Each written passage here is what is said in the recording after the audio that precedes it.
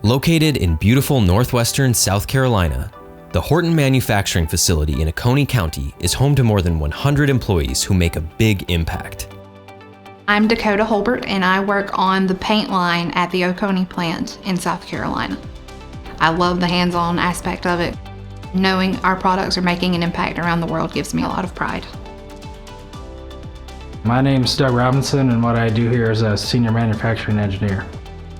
The culture here is very team-oriented and very get-it-done-oriented.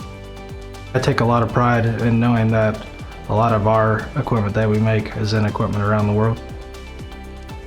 Surrounded by forests, lakes, and the Blue Ridge Mountains, Oconee County is a great place to live, work, and play. We do have a lot of beautiful scenery. We are very close to the mountains, lots of waterfalls and lots of history here, so there's something that you can get into.